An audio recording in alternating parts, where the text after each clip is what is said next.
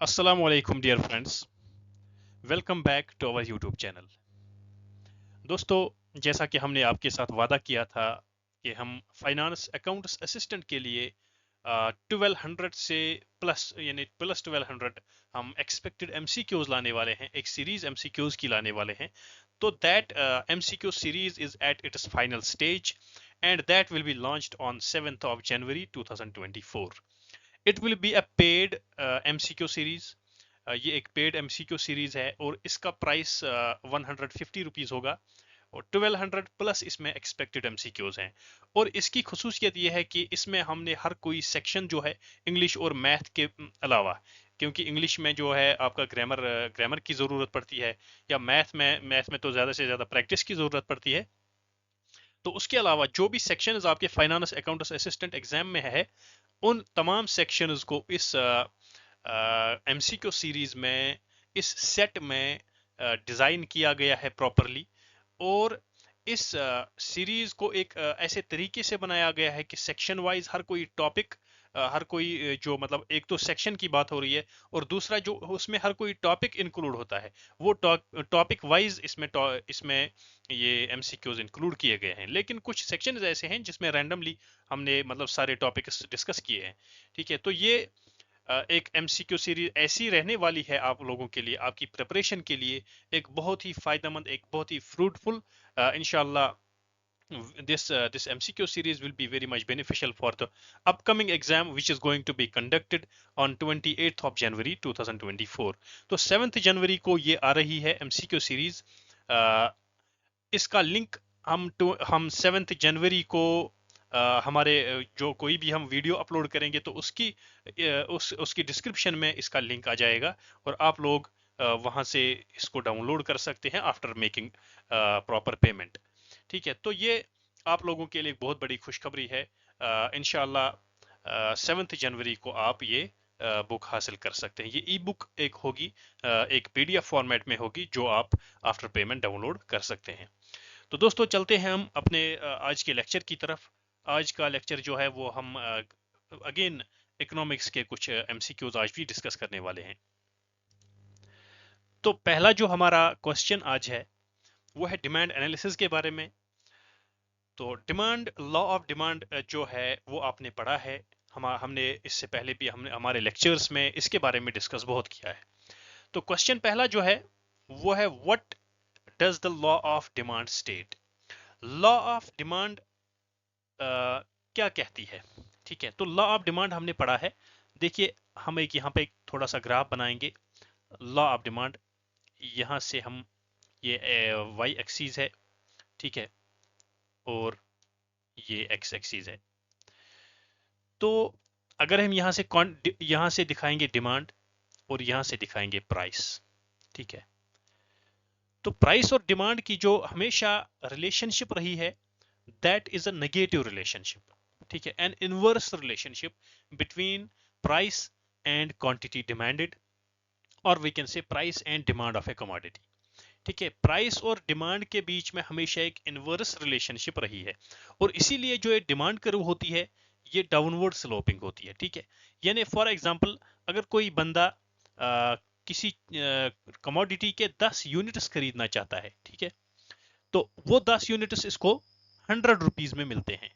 ठीक है, अगर इसी कमोडिटी का प्राइस इंक्रीज होता है, यही 10 यूनिट्स अब 200 रुपए में मिलते हैं, तो ये इसकी डिमांड जो है वो कम हो जाएगी, अब ये 5 ही खरीदेगा।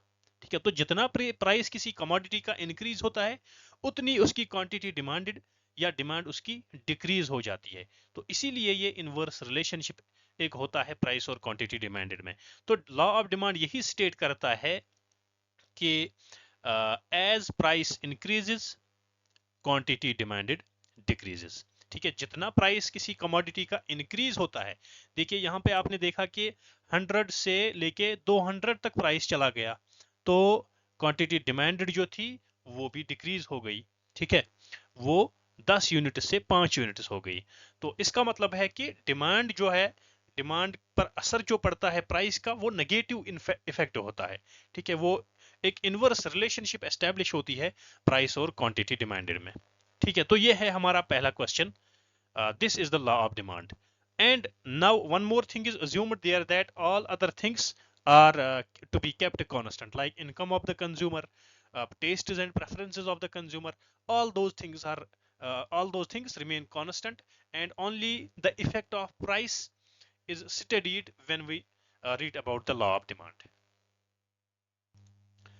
क्वेश्चन नंबर 2 हमारे पास है, the concept of utility in demand analysis refers to.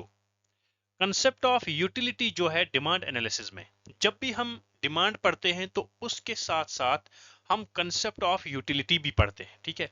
तो यूटिलिटी का कंसेप्ट जो है, इसका मतलब क्या है? डिमांड एनालिसिस में जब हम यूटिलिटी का कंसेप्ट पढ़ते हैं तो इसका मतलब क्या है? The satisfaction derived from consuming a good, the quantity demanded of a good demanded, the total quantity of a good demanded, the price of a good or the cost of production, ठीक है। तो utility का concept जो है, हमने पहले भी पढ़ा है कि यूटिलिटी जो है, this is the want satisfying power of a commodity, ठीक है। तो किसी भी कमोडिटी में, कोई भी कमोडिटी आप उठा के देखिए, हर किसी कमोडिटी में एक वांट सेटिस्फाइंग पावर होता है, ठीक है। Like we wear clothes, our wants are fulfilled, we eat food, our need is fulfilled. तो हर किसी कमोडिटी में, we drive a car, our need is fulfilled.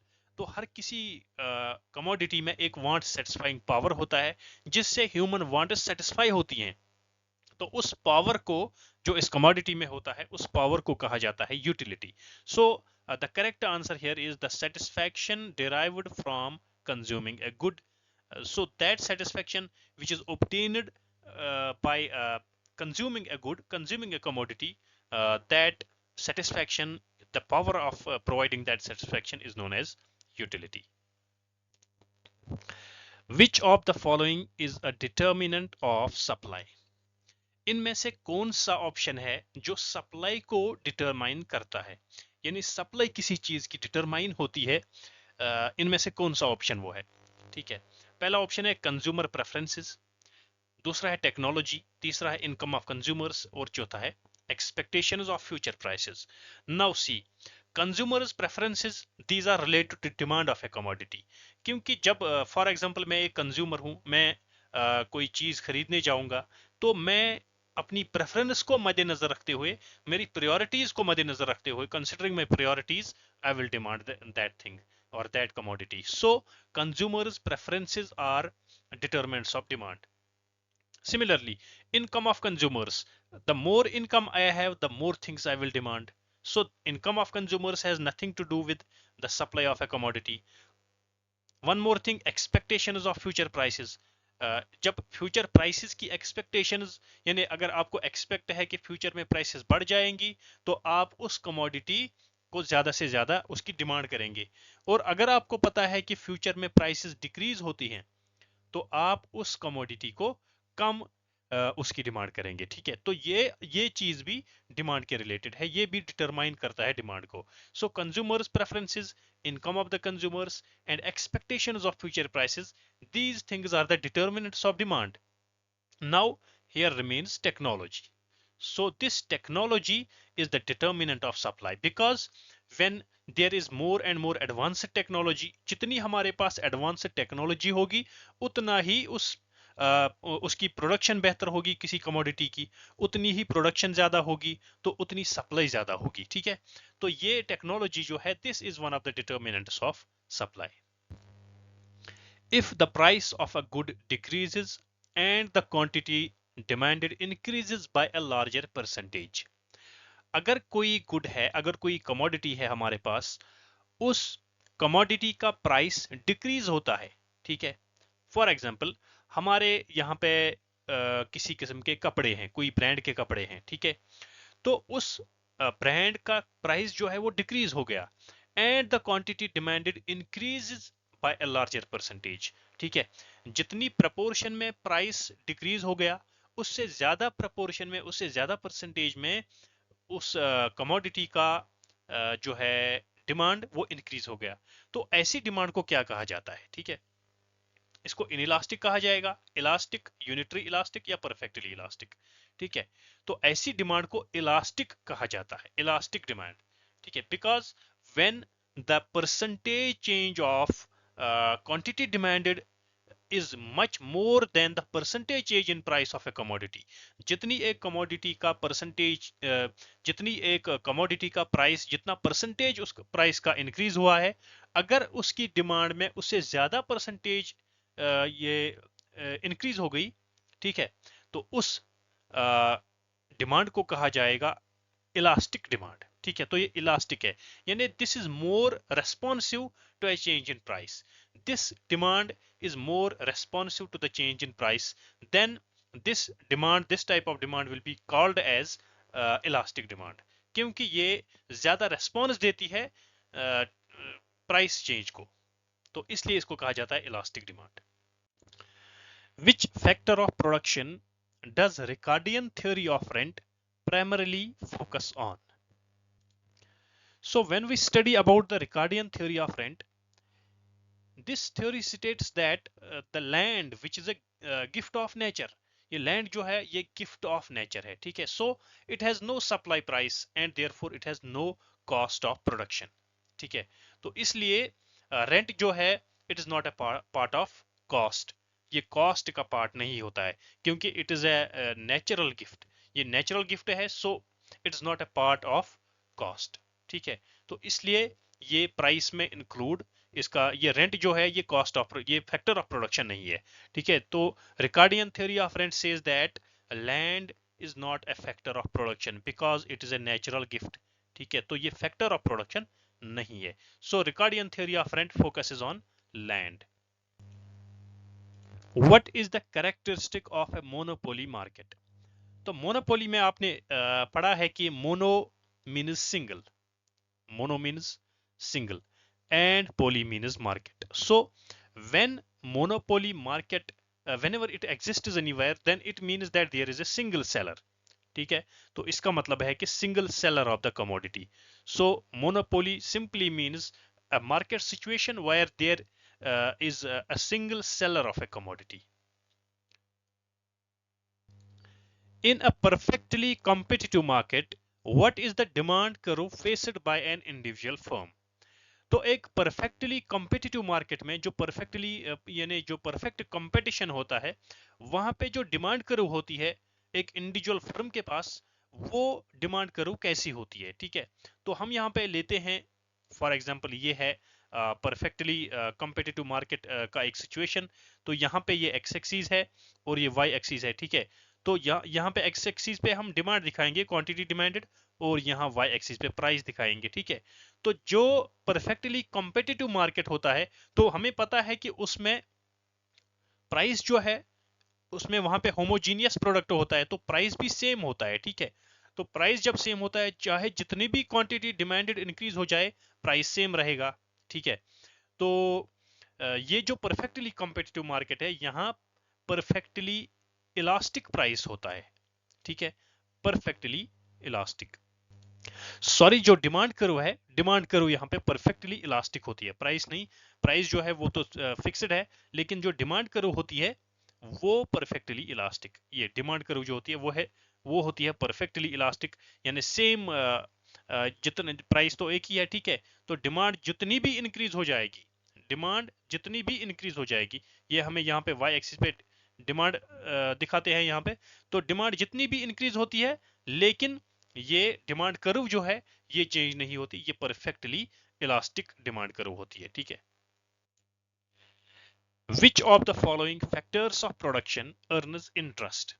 ठीक है, तो इनमें से कौन सा फैक्टर ऑफ प्रोडक्शन ऐसा है जिसकी पेमेंट को, जो पेमेंट रिसीव करता है उसको इंटरेस्ट कहा जाता है? लेबर जो है, लेबर की पेमेंट को कहा जाता है वेजेस। ठीक है, इसी तरह से एंटरप्रेन्योरशिप का जो पेमेंट होता है, एंटरप्रेन्योर को जो पेमेंट मिलती है उसको बोलते हैं प्रॉफिट। लैंड पे जो पेमेंट मिलती है उसको बोलते हैं रेंट। तो कैपिटल जो है उसकी पेमेंट को कहा जाता है इंटरेस्ट। तो कैपिटल इसका राइट आंसर है। Which of the following best defines economic growth? इनमें से कौन सा ऑप्शन इकोनॉमिक ग्रोथ को अच्छी तरह से डिफाइन करता है। ठीक है, increase in the production of goods and services, increase in the size of population, increase in the level of prices और increase in the budget deficit। ठीक है, तो इसका राइट ऑप्शन जो है वो है option A, increase in the production of goods and services. क्योंकि इकोनॉमी में जितना इंक्रीज होगा in the production of goods and services, उतना उस हम कहते हैं कि उस इकोनॉमी की ग्रोथ हो रही है। ठीक है, तो डेवलपमेंट जो है, डेवलपमेंट इससे डिफरेंट है थोड़ा, लेकिन यहाँ पे हम इकोनॉमिक ग्रोथ की बात कर रहे हैं। तो economic growth simply means when the production of goods and services, और we can say when the GDP of an economy increases, it is an indication of economic growth. A country's economic growth is usually measured in terms of, एक country की economic growth जो है उसको कैसे major किया जाता है? In terms of increase in per capita income, increase in inflation rate, decrease in trade deficit और increase in the poverty rate। ठीक है, तो इसका राइट ऑप्शन जो है वो है increase in per capita income. यानी पर कैपिटा मीन्स पर हेड इनकम। जितना एक इकोनॉमी में हर कोई शख्स, हर कोई सोल जो है, हर कोई इंडिविजुअल जो है वो ज्यादा पर कैपिटा इनकम में उसका कंट्रीब्यूशन रहेगा, एक इकोनॉमी की इनकम में इसका कंट्रीब्यूशन ज्यादा रहेगा, तो उतना हम उस इकोनॉमी की कह रहे हैं कि इसकी ग्रोथ हो रही है। ठीक है, so the countries economic growth is measured in terms of the per capita income of that economy. जितना पर हेड इनकम इंक्रीज होगी, उतना हम कह सकते हैं कि उस इकोनॉमी की ग्रोथ हो रही है। तो दोस्तों, आज हम यहाँ ही अपने लेक्चर का एंड करेंगे। मैं आपको फिर से याद दिलाना चाहूंगा कि 7 जनवरी 2024 को हम जेके एसएसबी फाइनेंस अकाउंट्स असिस्टेंट की एमसीक्यू सीरीज आपके सामने लाने जा रहे हैं, जिसमें 1200 से ज्यादा एमसीक्यूज हमने एक्सपेक्टेड एमसीक्यूज उसमें इंक्लूड किए हैं, और एक अच्छी तरह से उसको सेक्शन वाइज डिजाइन किया गया है, और हर किसी सेक्शन का हर कोई टॉपिक उसमें डिस्कस किया गया है, उसके सारे एमसीक्यूज उसमें बहुत सारे इंक्लूड किए गए हैं। तो आप ये एमसीक्यू सीरीज खरीद सकते हैं, आप ये परचेज कर सकते हैं। 7 जनवरी को हम इसका लिंक प्रोवाइड करेंगे, तो उस लिंक से आप इसको परचेज कर सकते हैं। तो आज के लिए बस इतना ही, इंशाल्लाह अगले लेक्चर में आपके साथ मुलाकात होगी। तब तक के लिए अल्लाह हाफिज।